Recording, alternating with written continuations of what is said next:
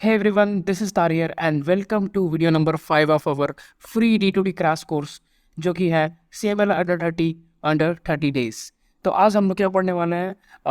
आज हम लोग पढ़ेंगे चैप्टर नंबर 2 जो है ट्रांसमिशन ऑफ हीट, यानी कि हीट चैप्टर पढ़ेंगे, और एक्सपेंशन ऑफ सॉलिड जो है, जो कि काफ़ी इंपॉर्टेंट चैप्टर है। मैंने आपको इस वीडियो में बताया था, तो अगर आप इस वीडियो को नहीं देखे हैं तो आप देख करके आप एनालिसिस, एक डिटेल एनालिसिस ले सकते हो।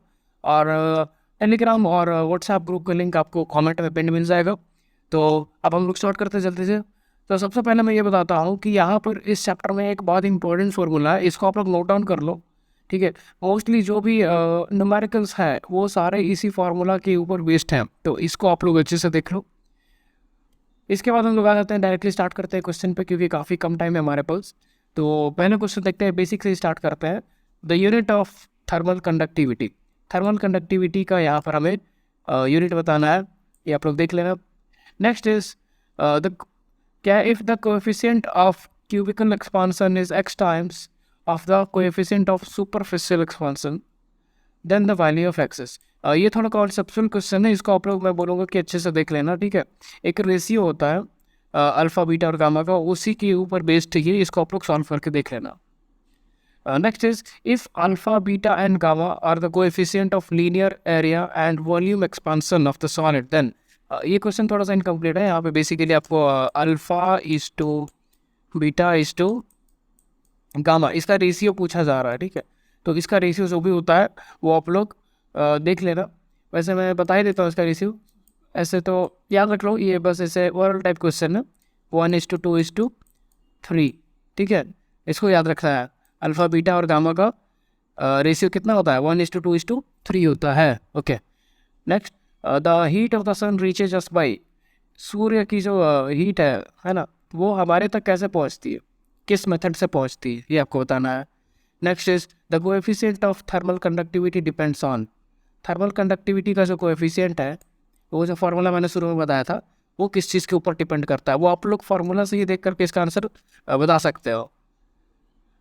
The fastest mode of heat transfer, heat transfer सबसे फास्ट कौन सा तरीका है जिससे सबसे तेज़ी से हीट ट्रांसफ़र हो सकता है? विच of the following has the highest thermal conductivity among the metals, तो इनमें से कौन सा ऐसा मेटल है जिसमें कि सबसे ज़्यादा थर्मल कंडक्टिविटी होता है, तो वो बताना है। Heat transfer takes place according to which of the following law, ठीक है। तो न्यूटन सेकंड लॉ है मोशन का है, फिर यहाँ first law of thermodynamics second law है, और न्यूटन लॉ ऑफ कूलिंग है, तो ये आप लोग देख लेना। Okay, so the next question is transfer of heat by convection can take place in, convection जो मेथड है हीट ट्रांसफर का, वो किस में पॉसिबल है? सॉलिड लिक्विड में, वैक्यूम है, गैस लिक्विड है, ये आप लोग बताओ इसका कमेंट करके answer. The heat is transferred by conduction, convection and radiation, तो यहाँ पर बोल रहा है तीनों तरीका, देखो कंडक्शन भी, कन्वेक्शन भी और रेडिएशन भी, ये तीनों किस में पॉसिबल है? ये तीनों किस में पॉसिबल है? मेल्टिंग ऑफ आइस है, बॉयलर फर्नेस है, condensation of steam in condenser है, या फिर नन ऑफ दीज है? तो ये आप लोग कमेंट करके बताओ answer.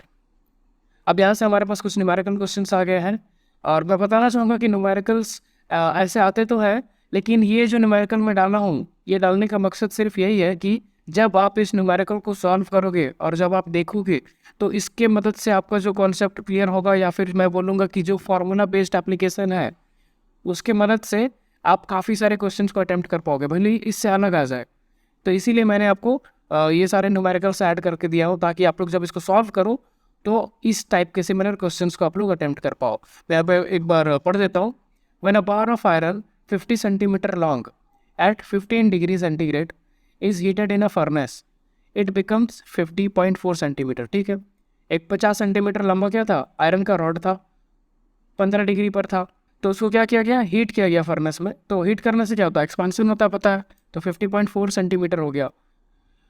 If the coefficient of linear expansion is 1.1 into 10⁻⁵ पर degree centigrade, find the temperature of the furnace. तो यहाँ पर कोएफिशिएंट ऑफ एक्सपांशन दिया है, फार्मूला जो है हमारा लीनियर एक्सपांशन का, आप लोग देख लेना, उस हिसाब से इसका कैलकुलेशन, सिंपल कैलकुलेशन है, फार्मूला बेस्ड है, वो हो जाएगा। Next is when a metallic bar is heated from 0 degree centigrade to 100 degree centigrade, its length increases by 0.05%। हाँ, तो यहाँ पे परसेंटेज वाला है, इसमें थोड़ा सा आप लोग को ज़्यादा सोचना पड़ेगा। बेसिक ही है, वैसा कुछ नहीं है, पर इसमें थोड़ा अलग कॉन्सेप्ट लगेगा, ठीक है, तो उसको देख लेना। और यहाँ पर क्या बताना है, कोएफिशिएंट ऑफ लीनियर एक्सपेंशन बताना है। Okay, the coefficient of linear expansion of iron, iron का कोएफिशिएंट ऑफ लीनियर एक्सपेंशन दिया हुआ है पर डिग्री सेंटीग्रेड, तो बताना क्या है। Then the coefficient of thermal expansion बताना है। अच्छा, थर्मल एक्सपेंशन बताना है, ठीक है। थर्मल एक्सपेंशन को मैं बता देता हूँ यहाँ पर कि वॉल्यूमेट्रिक एक्सपेंशन बोलते हैं, तो वॉल्यूम बेस्ड जो एक्सपेंशन होता है ना, वही है थर्मल एक्सपेंशन, वही पूछ रहा है आपसे।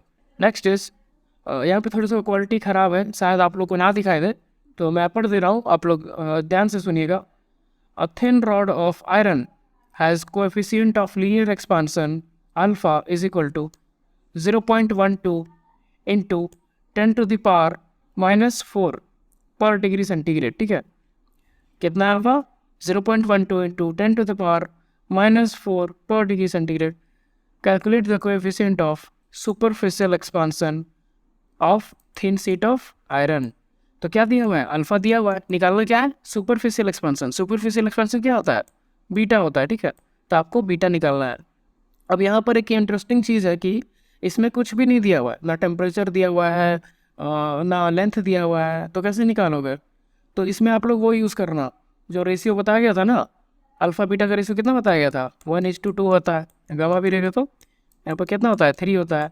तो ये वाला रेशियो को इस्तेमाल करके आप लोग इसको सॉल्व करना। Okay, so next is the length of metal rod at 15 degree centigrade is 50 centimetre and at 90 degree centigrade is 50.15 centimetre. to calculate the coefficient of linear expansion, ठीक है। 15 डिग्री था तो कितना था? 50 सेंटीमीटर था। जब 90 डिग्री हो गया तो कितना हो गया? 50.15 सेंटीमीटर हो गया। तो क्या बताना है? लीनियर एक्सपेंशन, यानी कि अल्फ़ा का वैल्यू कैलकुलेट करना है। Next is find the quantity of heat conducted in 5 minute across a silver seat of size 40/30 centimetre. तो एक सिल्वर सीट है जिसका साइज़ यहाँ पर दिया हुआ है 40 सेंटीमीटर बाई 30 सेंटीमीटर और थिकनेस दिया हुआ है 3 mm। अब यहाँ पे ध्यान देने वाली बात है कि ये mm में है और ये cm में है, तो कन्वर्जन का ध्यान रखना है, ठीक है। If its 2 faces are at temperatures of 40 degree centigrade and 25 degree centigrade, K for silver, K कितना दिया हुआ है? 0.1 दिया हुआ है। क्या निकालना है? क्वांटिटी ऑफ हीट कंडक्टेड निकालना है। तो यहाँ पर क्या है? टाइम पीरियड दिया हुआ है, साइज़ दिया हुआ है, थिकनेस दिया हुआ है, तो इससे क्या निकालेंगे हम लोग? एरिया निकालेंगे, ठीक है। फिर 2 टेम्परेचर भी दिया हुआ है। ये जो सिल्वर का सीट है इसका तो 2 फेस है ना, थिकनेस भी होगा कुछ ऐसा करके। तो ऊपर का टेम्परेचर कुछ और है 40 डिग्री, नीचे का टेम्परेचर कुछ और है 25 डिग्री, तो उस हिसाब से कैलकुलेशन करना है चेंज इन टेम्परेचर का। वही जो फार्मूला बताया गया उस हिसाब से है, और जहाँ आपको दिक्कत हो रहा है वहाँ पर आप लोग सर्च करके या फिर बुक की मदद से देख लेना। और बाकी अगर कुछ ऐसा दिक्कत होता है तो कमेंट करना या फिर व्हाट्सएप ग्रुप में बोलना। Next is a thin square metallic sheet at 0 degree centigrade has each side 1 metre. Square metallic sheet है, कैसा सीट है? स्क्वायर है, सभी साइड कितना है? 1 मीटर है, ठीक है। ये अभी 0 डिग्री पे है। व्हेन हीटेड टू 100 डिग्री, अब 0 से इसको कहाँ ले गया? 100 पे ले गया। 100 डिग्री सेंटीग्रेड के ऊपर जब हम लोग इसको हीट करेंगे तो जो भी साइड था मेटालिक सीट का वो एक्सपांड हो जाएगा। तो कितना हो गया एक्सपांसन के बाद? 1.01 मीटर हो गया। 1 मीटर से 1.01 मीटर हो गया। तो कैलकुलेट करना है, calculate the coefficient of linear and superficial expansion. Alpha भी निकालना है, बीटा भी निकालना है, ठीक। ज़रूरी नहीं कि ऐसे ही क्वेश्चन आए, लेकिन अगर आप ये क्वेश्चंस को कर लेते हो तो आपको वहाँ पे जब आप रियल में एग्ज़ाम दोगे तो आपको दिक्कत नहीं होने वाला है, क्योंकि आपका जो कॉन्सेप्ट है वो इससे क्लियर हो जाएगा, ठीक है। और जो फार्मूला बेस्ड जो आते हैं डायरेक्टली क्वेश्चंस, वो आप इजीली कर पाओगे। अगर कोई टफ कर लेता है तो इजी तो कर ही पाएगा ना, वही बात है। Then we have a nickel plate of thickness 4 mm। Thickness कितना है? 4 mm, mm भी दिया हुआ है, ये सब ध्यान रखने वाली बात है, इसी में कैलकुलेशन एरर होता है। Has the temperature difference of 32 degree centigrade between its faces. Temperature difference दे दिया, यहाँ पर ऊपर नीचे कितना टेम्परेचर अलग से नहीं बताया, मतलब डेल्टा टी बताया गया है, ठीक है। चेंज इन टेम्परेचर जो है वो डायरेक्टली बता दिया 32 है। It transmits 200 kilo calorie per hour. यहाँ पे कितना हीट दिया? 200 किलो कैलोरी पर आवर दिया हुआ है। और एरिया पहले से कैलकुलेट करके है 5 सेंटीमीटर स्क्वायर। तो कैलकुलेट क्या कर रहे हैं, calculate the conductivity of nickel. तो इसका कंडक्टिविटी के बारे में आपको बताना है कितना होगा। नेक्स्ट इज, ये क्वेश्चन देखने में ऐसे काफ़ी लंबा से लग रहा होगा, बट ये आप ट्रस्ट मी, आप अगर ट्राई करते हो और बनाते हो, जेन्युइनली बनाते हो, तो फिर जो भी न्यूमेरिकल्स आने वाले हैं वो इससे ईजी आएंगे, ठीक है। या फिर अगर सिमिलर भी न्यूमेरिकल्स आते हैं तो आप लोग ईजिली कर पाओगे। A copper rod 19 centimetre long and area of cross section 0.79 centimetre square which is thermally insulated, ठीक है। थर्मली इसको इंसुलेट किया गया, यानी कि हीट बाहर अंदर नहीं आ सकता है। Is heated at one end to a temperature of 100 degree. तो एक कॉपर का ऐसा रॉड है लंबा सा, उसका वन एंड को टेम्परेचर को हीट किया गया है 100 डिग्री पे, one the other is kept at 30 degree. और जो इधर का जो है वो कितना पे है, 30 डिग्री पे है। तो बोल क्या रहा है कि calculate the amount of heat which will flow in 5 minute. तो कितना हीट फ्लो होगा, 100 है यहाँ से, यहाँ तो हीट जाएगा ना 100 से 30 में, तो कितना हीट जाएगा 5 मिनट के अंदर, ठीक है, रॉड के अक्रॉस। और के का वैल्यू यहाँ पर दिया हुआ है 380 कॉपर के लिए, कॉपर का रॉड है तो कॉपर का के का वैल्यू दिया हुआ है। तो कैलकुलेशन कर रहा है, फार्मूला बेस्ड है। The length of copper rod at 0 degree is 90 centimetre. 0 degree पे 90 सेंटीमीटर लंबाई है कॉपर रॉड का। जब उसको हीट कर दिए 100 डिग्री पे, तो उसका लेंथ क्या हो गया, इंक्रीज हो गया बाय 0.14। तो देखो बाय 0.14 है, तो मतलब अभी फाइनल कितना हो गया, 90.14 हो गया, ठीक है, फाइनल 90.14 हो गया। तो find the coefficient of linear expansion. ये तो बहुत सिंपल क्वेश्चन है, डायरेक्ट फार्मूला बेस्ड ही है। The coefficient of cubical expansion of metal is 46 into 10⁻⁻6 per degree centigrade. Find the coefficient of areal expansion. तो क्यूबिकल एक्सपेंशन दिया हुआ है, यानी कि ऐसे गामा दिया हुआ है, ठीक है। क्या निकालना है, एरियल एक्सपेंशन निकालना है। तो आप लोग निकाल लेना, बीटा निकालना होगा इसमें। तो लीनियर बोलेगा तो क्या निकालेंगे, लीनियर बोलेगा तो अल्फा निकालेंगे, ठीक है। लीनियर, और ये हो गया एरिया, और लास्ट वाला क्या है, वॉल्यूम, ठीक है। तो ऐसा क्वेश्चन एक और आया था, सिमिलर काइंड ऑफ क्वेश्चन ये भी है। तो 21 क्वेश्चन ये जो है यहीं तक है। तो ये सारे क्वेश्चंस करने के बाद, और इसमें मैंने बेसिक सा न्यूमेरिकल्स के साथ जो हमारा MCQ बेस्ड क्वेश्चंस है वो सब भी मैंने बता दिया है, वो सब भी कवर कर दिया है। इस चैप्टर में बस इतना ही है, आपको बस सिर्फ ये है कि फार्मूला याद होना चाहिए, उसके अलावा कुछ भी नहीं करना है, ठीक है। फार्मूला याद होना चाहिए, और यहाँ पर जो क्वेश्चंस बताया गया है इसको सॉल्व करना है, इसके बाद फिर एकदम हो जाएगा काम।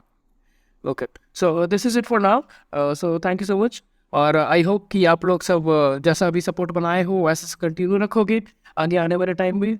सो I wish you all the best. आप लोग अच्छे से पढ़ाई करते रहिए, और हम लोग फिर अभी नेक्स्ट वीडियो की फिर तैयारी करते हैं। So that's all for this one, see you in the next one, bye bye and take care guys.